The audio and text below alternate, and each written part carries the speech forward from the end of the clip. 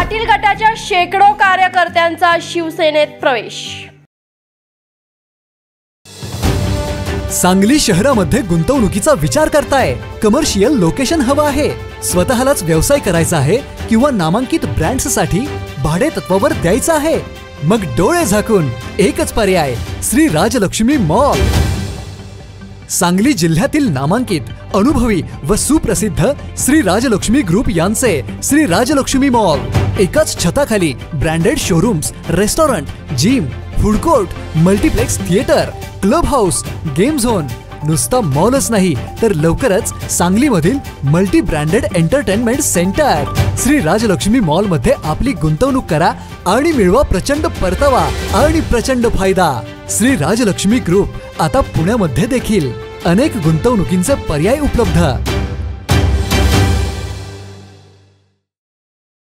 आमदार सुहास बाबर आणि अमोल बाबर यांच्या नेतृत्वावर विश्वास ठेवून आणि विकासाभिमुख धोरणांना पाठिंबा दर्शवत विटा येथील असंख्य कार्यकर्त्यांनी शिवसेना पक्षात जाहीर प्रवेश केला। विटा शहरातील सामाजिक व राजकीय कार्यात सक्रिय असलेल्या बहुसंख्य कार्यकर्त्यांनी या पक्ष प्रवेशाद्वारे शिवसेनेचा झेंडा हाती घेतला। यामुळे विटा शहरात मोठी घडामोड घडली असून विटा नगरपालिकेच्या निवडणुकांमध्ये शिवसेनेची पकड अधिक बळकट झाली आहे। मुस्लिम बांधव म्हणाले, आम्ही आज शिवसेना पक्षात प्रवेश करताना अभिमानाची भावना बाळगतो। आमदार सुहास बाबर आणि अमोलदादा बाबर यांनी मतदारसंघात केलेल्या विकास आणि विटा शहरांमध्ये केलेल्या विकास यास प्रेरित होऊन आम्ही शिवसेना पक्षामध्ये प्रवेश केला आहे। विटा शहरात शांतता, सलोखा आणि विकास यांनाच आम्ही प्राधान्य देतो आणि शिवसेनेसोबत राहून हे काम अधिक वेगाने होईल असा आमचा विश्वास आहे। आजपासून आम्ही पूर्ण ताकदीने शिवसेनेसोबत उभे आहोत। आमदार सुहास बाबर म्हणाले, मुस्लिम बांधवांनी माझ्यावर, आमच्या पक्षावर टाकलेला विश्वास ही माझ्यासाठी मोठी जबाबदारी आहे। विटा शहराच्या सर्वांगीण विकासासाठी प्रत्येक समाजाचा सन्मान आणि सर्वांना न्याय देणं ही आमची ठाम भूमिका आहे। या पक्ष प्रवेशामुळे आमची ताकद वाढली असून विटा नगरपालिकेत परिवर्तन घडवण्याचा आमचा निर्धार आहे। सर्वांच्या शब्दाला मान देऊन मी आज बयांच्या पक्षात मी प्रवेश करतोय। आमचे सर्व समाज बया, खरं तर पोरांनी हा निर्णय माझ्या अगोदर घेतलेला, माझा वैयक्तिक निर्णय होता पण तो मी गुपित ठेवलेला होता। बयानं वगैरे माहीत होतं, पण पोरांनी काल असा निर्णय घेतला की आपल्याला जायचंच आहे आणि तुझा निर्णय सांग। आणि माझा निर्णय तो पहिलाच होता की आता बयानीकडे आपल्याला जायचं आहे।